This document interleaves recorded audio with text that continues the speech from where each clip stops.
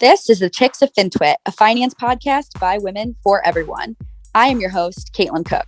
Join me as I highlight female trailblazers and their male allies across the industry as each shares their expertise on a variety of finance topics.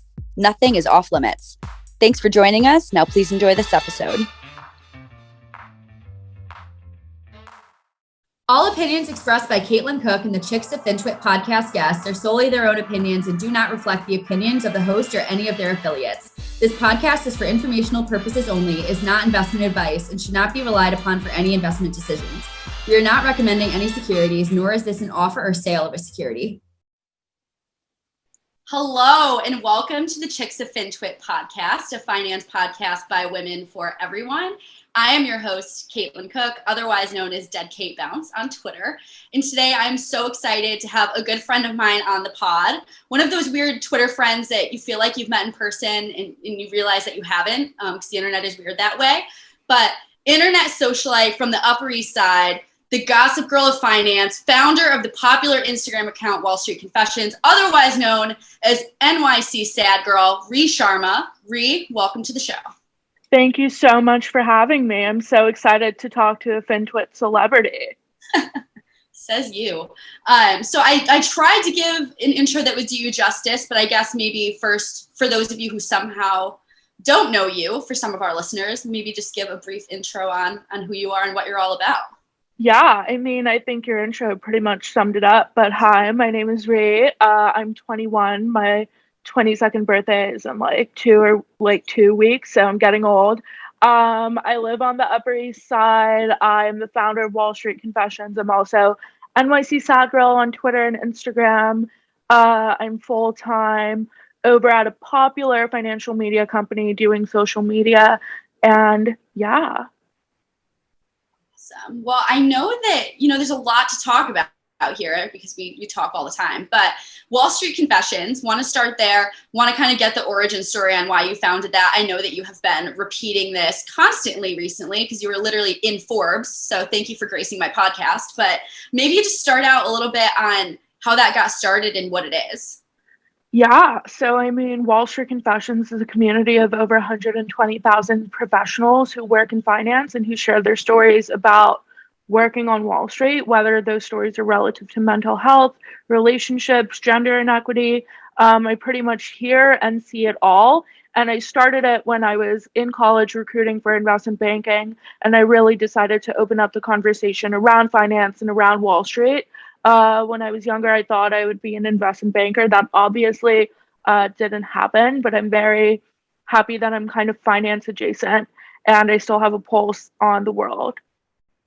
Yeah, well, you're not the only one that thought you were going to be an investment banker, so we're 0 for 2 on that, but not the worst thing in the world.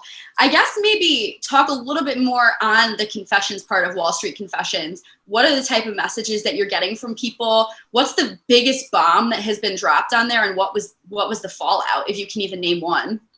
Yeah, so people send me everything. I would say the biggest bomb is I posted this carousel post of like 10 different confessions from 10 different people who were absolutely burning out. People were mentioning the 13 analysts at Goldman Sachs who sent out the infamous deck about being overworked and burned out. People were mentioning being on the brink and working at XYZ Bank that I won't mention on this, but I let the names of the banks in and I posted basically a series in one post. Everyone started tagging Goldman Sachs, and about 2 hours later, I got a notification from Instagram saying I have to verify all of my information because my account's been reported or something, or because I'm violating guidelines. And it was such a surreal moment where it was like, now I have to verify every single piece of information I could ever give Instagram because my followers decided to get upset and tag Goldman Sachs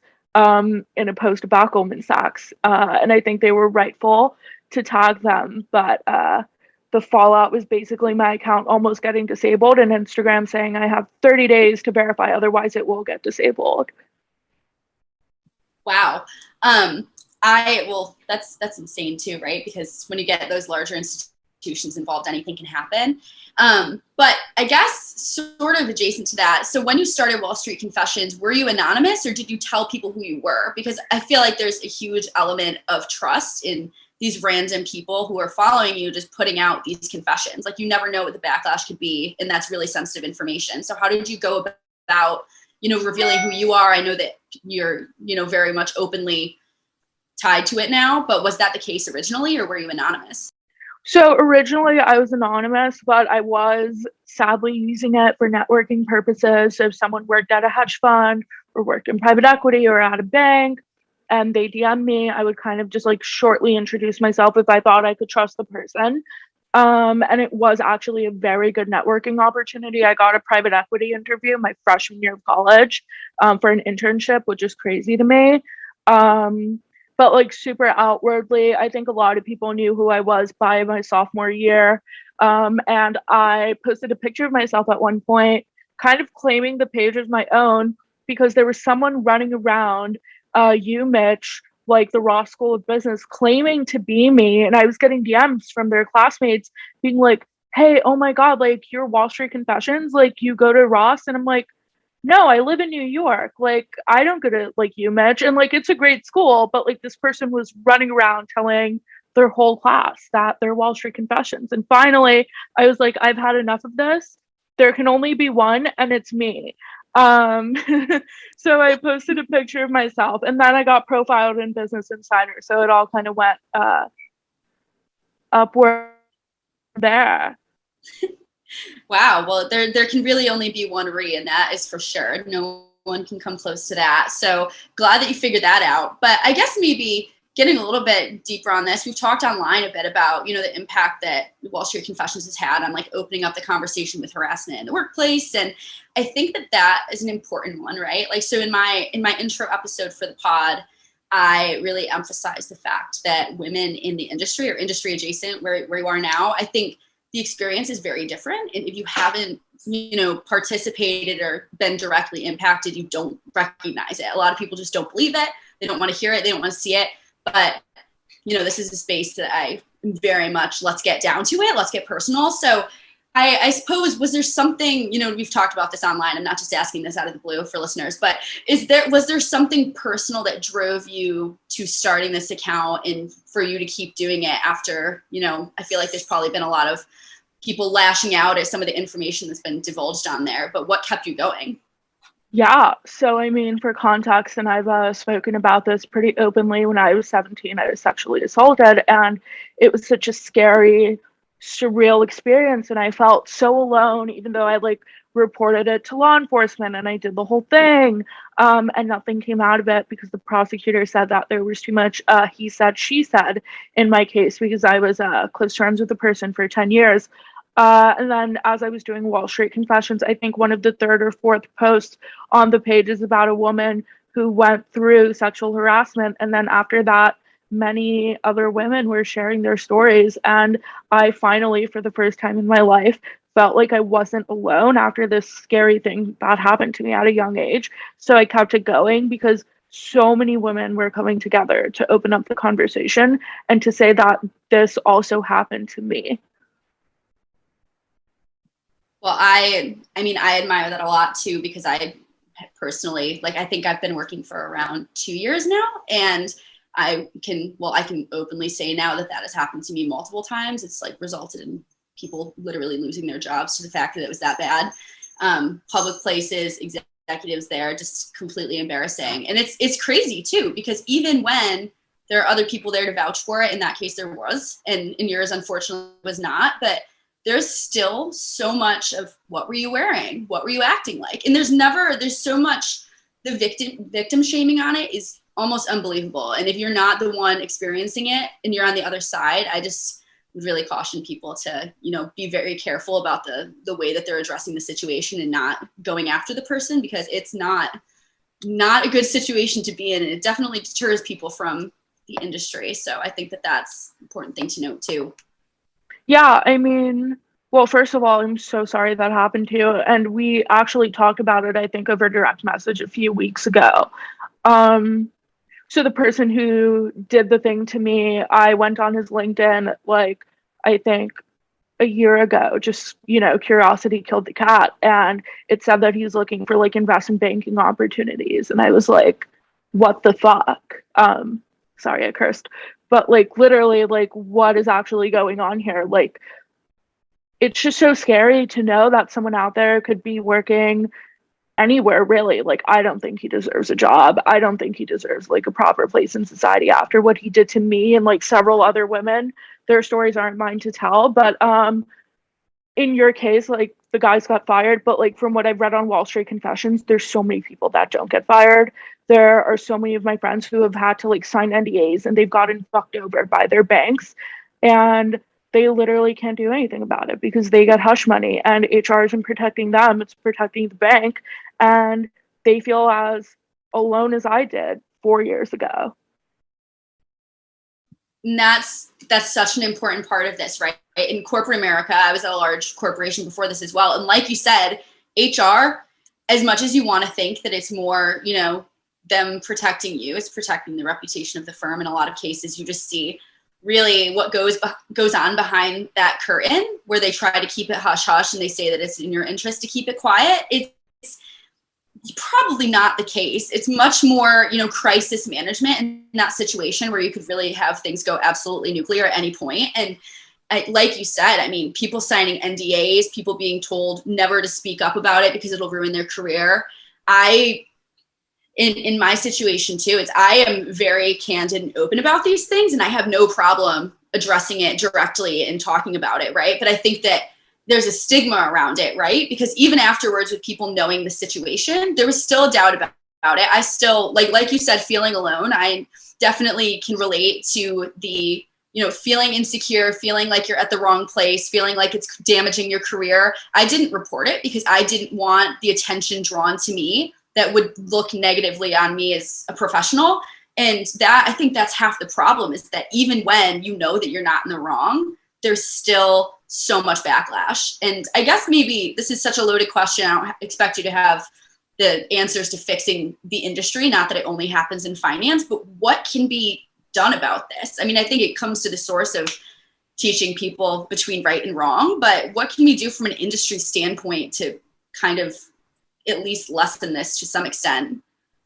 Well, I think it's a culture problem, right? Like HR should be programmed in a different way.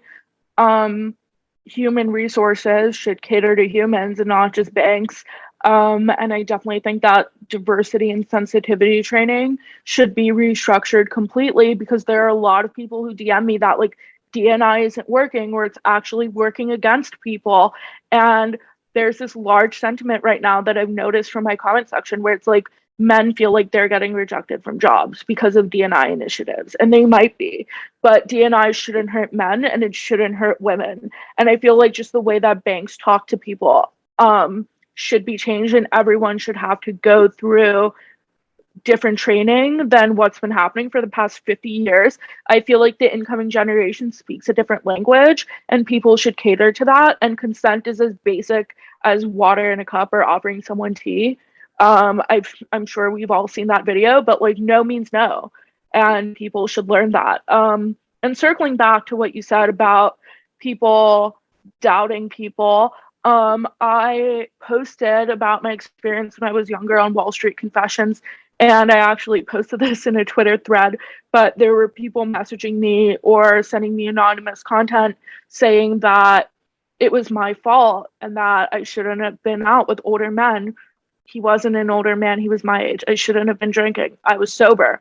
I shouldn't have been wearing things. I was covered up head to toe. Like I have a response for everything. But people who can't read, illiterate people, that's what I'll call them, have a way to spin something on 17-year-old me. And people don't believe women. And that's why people don't speak out. I mean, it's just so deeply upsetting. And it all goes back to this culture we have around women and sexual assault, and of no one really having proper education around how not to do it. It sounds very sad, but we don't teach boys not to like sexually assault women, but we teach women don't drink late, don't walk alone late, don't like wear short things. And it's kind of sad that we prepare young women and girls even to go into this world where these things happen, but we never sit young men down and we never say, hey, like, don't assault women. Yeah, and I think what hurts me a lot is, especially, you know, if we're talking specific to finance, right, or finance adjacent. So a lot of my older mentors who are women that have been in the industry for decades, the way that they look at situations like this, it's horrible to see mentally what working in a space like this for years takes a toll. So it's, you know, women like I've had to put up with it for decades and nothing was going to change because I knew it'd be damaging to my career. I couldn't say anything. Like, I'm the only woman in the room. What am I, like, what man is going to defend me? Like, it's just not, I don't think people understand to the extent that it happens. And a lot of it is so, like, I guess it's kind of like a dog whistle in the fact that unless it's addressing you and you've experienced it directly, you might think that it's completely made up or that women are being oversensitive. But it's just, I literally, working in 2 years, I cannot emphasize the number of situations where it was just like completely blatant, like super sexual comments, disrespectful, like people just in a professional environment, even making you so incredibly uncomfortable that you don't want to be there. And whenever people talk about we need to get more women into finance, I don't know if this is like a contrarian sort of take, maybe it is, but I completely understand why there's not more women in this industry. And it makes me sad. I wish it weren't the case. Obviously, I'm trying to encourage more women into it, but I mean, there is a huge problem, and it's definitely all a culture that needs to be fixed. Honestly, I commend you so much for what you're doing on Wall Street Confessions. And I think these are conversations that need to be had more and more often, hence why I wanted to lead off this podcast with it. If anyone's rolling your eyes, you're part of the problem, because this is an issue. And if you're not someone that's helping, you're someone that's lending to it as well, and just perpetuating this toxic culture that is not actually inclusive. Just because there's women in the room doesn't mean the situation is fine. You never know what's going on. Check in with your female coworkers. Don't assault women. I don't know. Maybe that's a place to start. But if you're someone in HR listening to this, I think there's a lot to be done, there as well. But I guess we should shift gears. I could talk about that all day because it is a pain point of mine and anyone else that works in the industry that is female. But shifting gears, I know we didn't want to talk about Wall Street Confessions this entire time. Ria's everywhere all over the internet. So if you're listening to this, she's been in Forbes, Business Insider. She's just making her way through all of the different publications, and I'm just fangirling her from afar on social.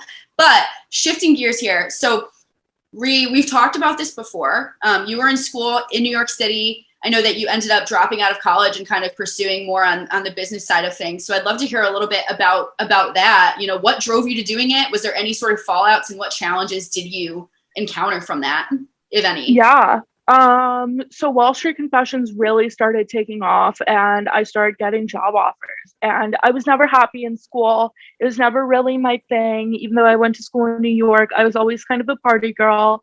And it's something I grew out of, but I don't think I'd be happy sitting in classes.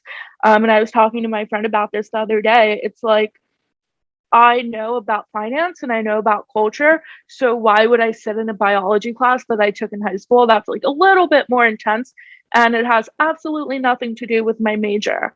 So that was one of the reasons I dropped out. Also, Wall Street Confessions is like a full-on business for me. We have various partnerships like Gemini, IEX, the stock exchange, and there's just so much untapped opportunity. There's so many things coming that I'm not really allowed to talk about right now.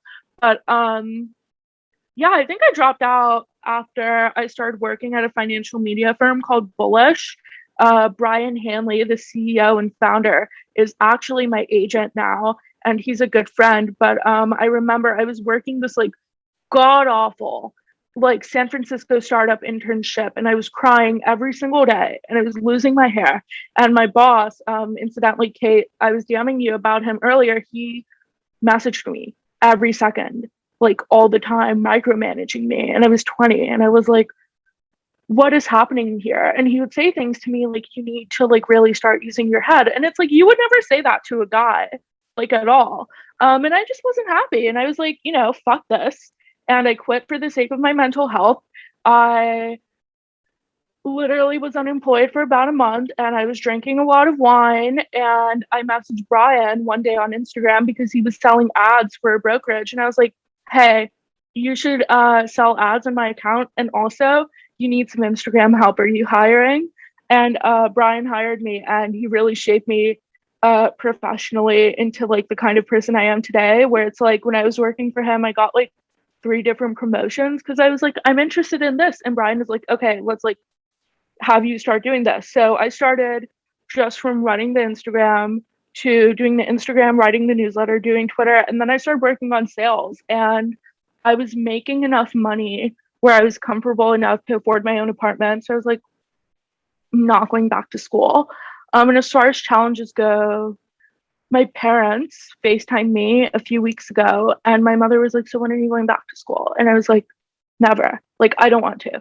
And she's like, but why not? Like, you should go back. And I was like, Mom, I make 6 figures. And she's like, it doesn't matter. And I'm like, people work like a long time to make my salary. Like, I'm very lucky. And she's like, no, like, you should go back. And I'm like, okay, like, got my father. And she got him, and he was like, you know, you can go back in 2 years. People change their mind all the time. And I'm like, guys, like, I have like things happening for me. I'm making money.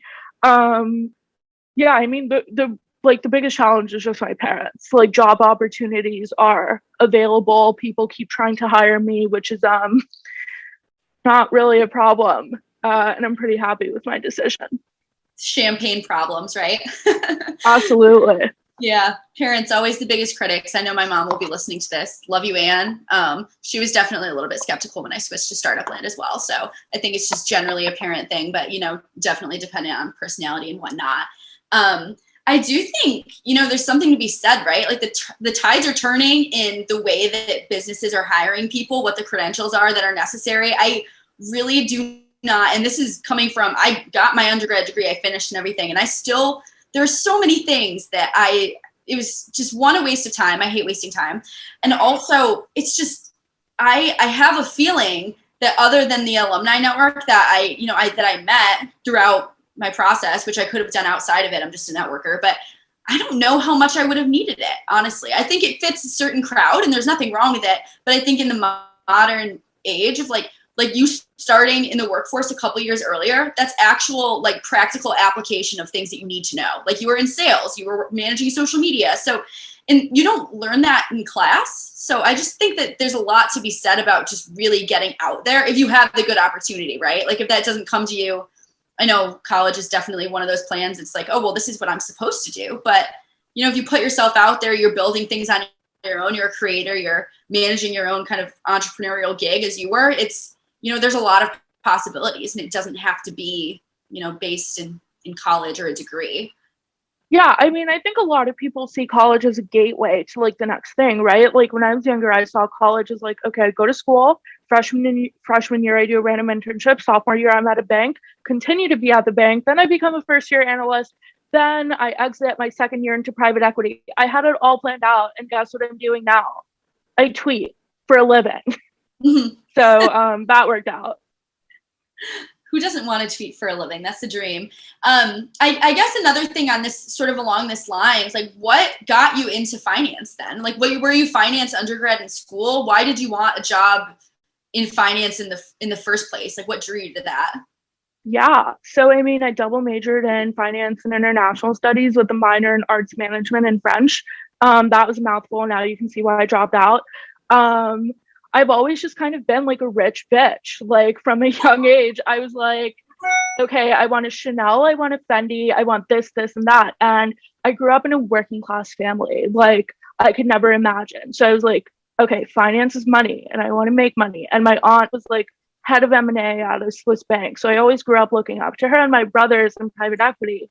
And I always thought it'd just kind of be a good path to go on. And then when I was 16, I picked up like investment banking for dummies, and I was like, mergers and acquisitions are so fucking cool.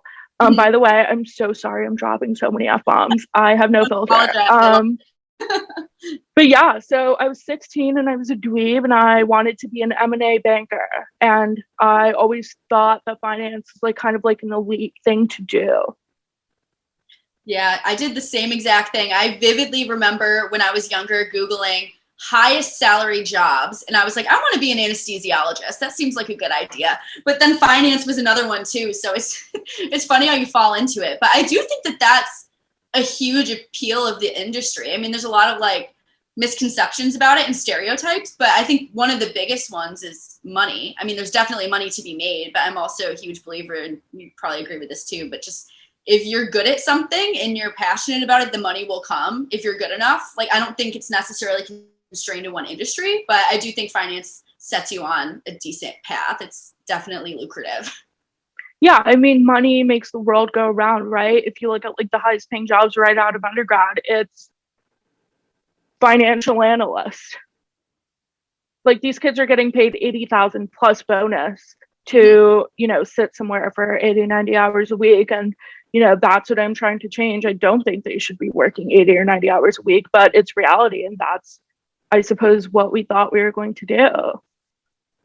It's crazy that that's so glamorized too, right? People are like, I want to go into investment banking and I'm just going to grind it out for it. And I literally thought this too. You probably did too. It's like, I'm going to grind it out for 2 to 3 years. I'm going to get that analyst role. I'm going to be an associate. I'm going to be a VP. I'm going to be like, it's just like you said, that predetermined path. And it just seems like such a good idea. I don't know about you on this, but for investment banking, I did a super day and met the people in the office. And as soon as I left, I said, I will never do that because I never want to be like any of those people. They look dead to the world. They look miserable. And I know people that work in that space that love it, but at some point the money's not worth it, right? And especially the hours put in. Yeah. I mean, try dating a banker. Emotionally unavailable and time unavailable. We could do an entirely separate podcast episode on dating. We should. Yeah. I'll bring you back. But so around the social media and like the type of work that you do now, where do you see social media going specific to financial services? I know, you know, that I interviewed Kyla for my first podcast interview. And, you know, we think that the future of that is very strong. We agree on that with like working with content creators and getting a little bit more creative in the way that we're displaying information in finance and kind of making it more interesting. But where do you see it going? Yeah, I mean, social media is super powerful, but I do think it's kind of the wild, wild west. And I think everyone and their mother wants to hire a TikToker. Incidentally, I tried hiring a TikToker at work and I'm still looking for one. But I think it's so powerful. And I also think there's quite a few downfalls. I think we see a lot of people who are like, buy this stock or buy that stock, or let me explain an option to you, even though I didn't major in finance and I'm self-taught and I know nothing about the industry. And it's almost kind of grating to me that none of these people are talking about 401ks or Roth IRAs. And what is a working class person going to do with the knowledge of an ETF? I mean, lots of things. You can be working class and invest in ARK, but on a granular level, someone just like coming out of school and getting their first job isn't going to YOLO their money on some random Tesla option. Like, they need to know what basic things are. And it's so upsetting to me that we kind of look to TikTok for financial advice. And I have really good friends on the platform like Austin Hankowitz. He worked in finance. He's uniquely qualified for the situation. And I would take advice from him any day. But a lot of people just come along and they think you can get rich quick, or they think they can break down the stock market, but they actually say really dangerous things.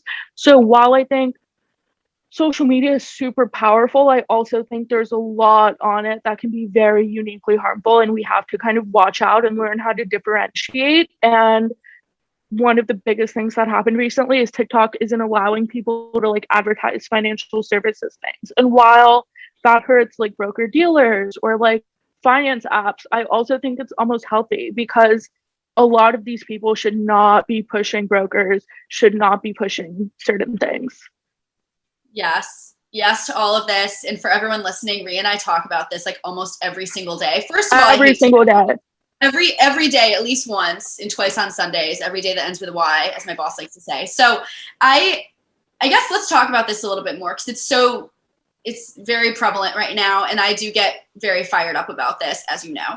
So I think it is more damaging than it is not, right? Because with social media, you want things that are flashy, you want information given to you quickly, and a lot of people aren't checking the sources. And I think that in the past year or so, with, you know, like the retail trading boom with, you know, quarantine, everyone at home, and I think people just think it's like this game to be won and that the quick money is how it should be. And they're not looking at, like, I love that you mentioned 401ks.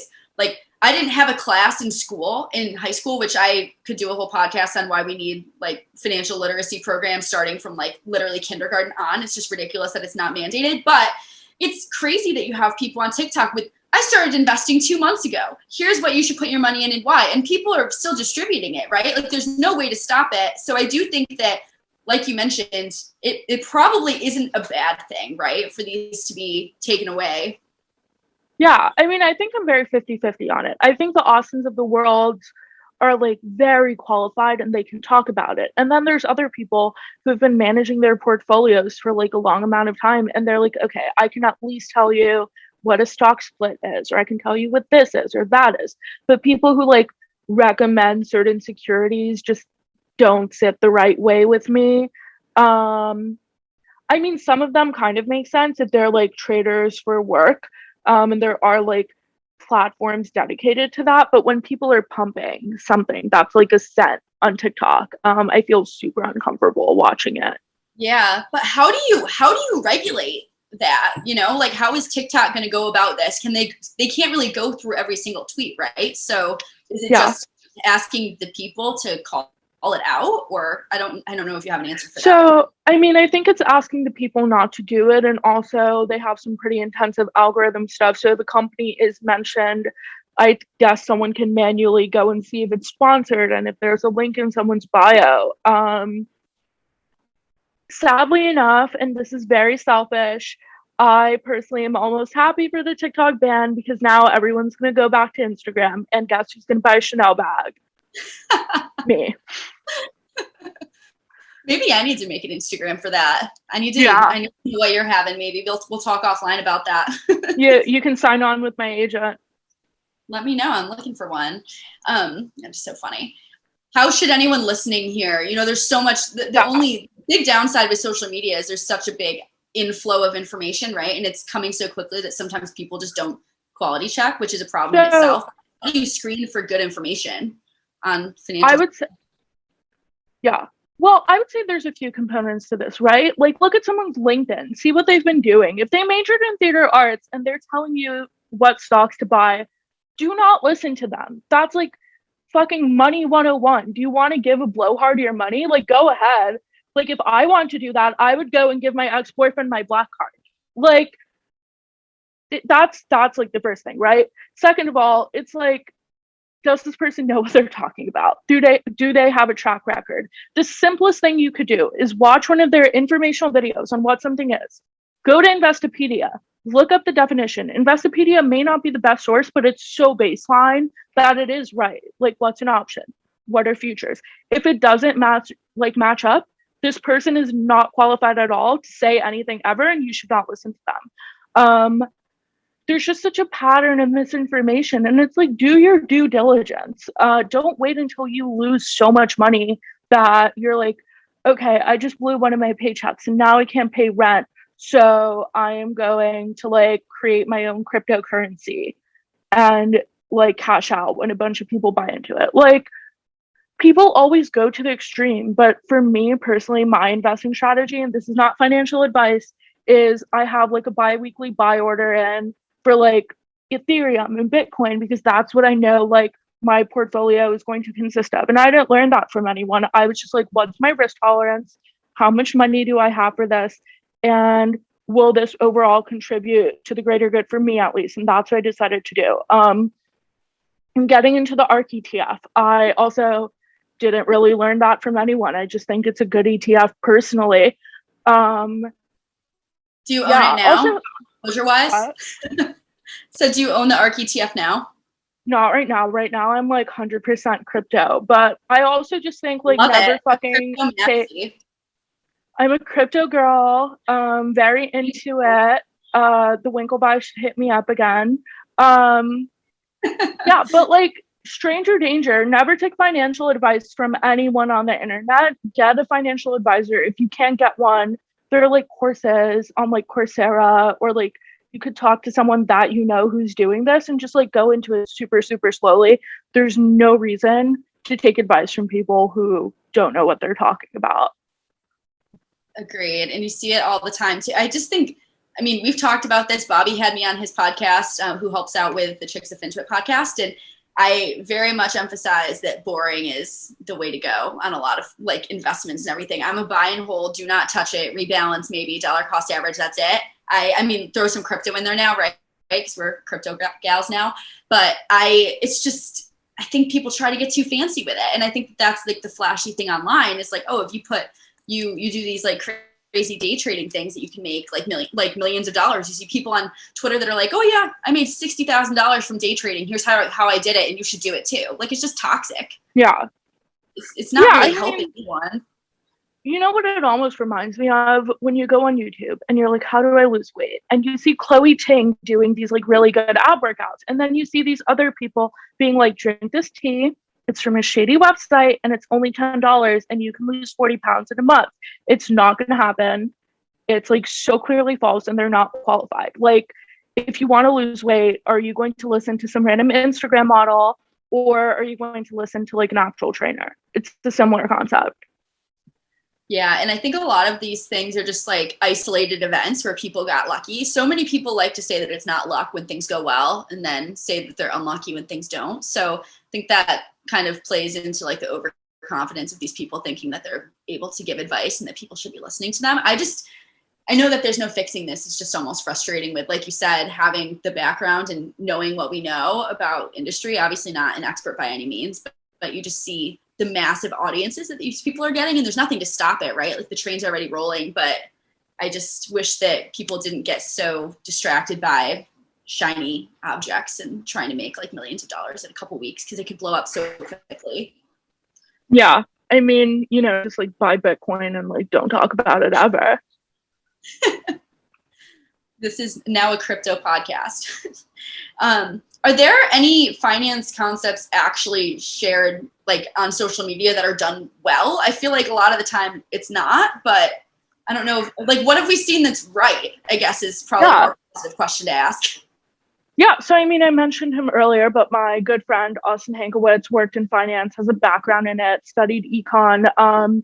And when he was in high school or middle school, Dave Ramsey went and talked to his school and he learned a lot about personal finance. And like, I don't agree with anything that Dave Ramsey says personally, for many reasons, most of which I love my oat milk lattes. I will not give them up for any bald-headed man who's telling me to. But Austin took learnings from him and he kind of like started teaching people after working in finance, after going to college for it, like, what's a well-diversified portfolio? How do I do this? How do I do that? And it's all very accurate information and he's not gatekeepy and he's just such a great guy. And I think he's one of the few people that does it really well. Awesome. Well, shout out to him. I need to follow him. I don't think I do. So thank you for that. Anyone listening, I guess go follow him. Not an ad. But I guess next then, I mean, back to, I guess, you specifically, right? I mean, all of this stuff is my jam. I think you do a great job with it too. So what's the next step for you? Like, what's in the roadmap here? If you can talk about it. I know there are some things that you probably can't disclose yet, but. Yeah. So, I mean, with regards to Wall Street Confessions, I unfortunately can't really talk about it, but hopefully I will be announcing some crazy stuff in the next month. August is a big month. Personally, I hope I marry a hedge fund guy soon and I don't have to work my day job and I have a house in Nantucket. I expect an invite to the wedding in the house. Of course. But yeah, no, I mean, I can't really say anything about Wall Street Confessions, but there's a lot more to come and I'm very excited to continue to open up such an important, meaningful conversation. And I'm here for that. So anyway, your audience is much bigger than mine, but any way to kind of promote that, I'm here for it. I guess any last thoughts on, I think even specifically for people listening that have more of that entrepreneurial spirit, I guess I'd say, what advice would you have for them on getting started? So there's a Sheryl Sandberg quote, which is my favorite, and it's on my media kit and it's in my email signature. And it is, so please ask yourself, what would I do if I weren't afraid? And then go do it. I kind of live by that, right? Like, lean into everything you're doing. And if you weren't afraid of the future, or if you weren't afraid of like things that are impacting you right now, what would you do? And then, go do it. Who cares? I mean, the worst thing is like you fail and you pick yourself back up and that's life. Well, there we have it. So I guess I do have some fun questions at the end of this, just because I think you're hysterical and I just want to hear your answers to these. But what do you do to decompress? And I think I know the answer to this. I drink, I shop, I get my hair done a few times a week. What else do I do? Yeah, that's it. That's PG. It's PG. There doesn't have to be PG answers here, but I guess, well, this is a good one, right? We could have had a whole podcast episode on dating, because I think your dating life is fascinating, and I need to take note of that and start doing what you're doing, I think. But what are some of the best stories that you have from dating? I feel like they're all finance folks, so let's give the crowd here something to laugh about. Got some good stories. Oh God, ever since I kind of went corporate, I talk less about my dating life. But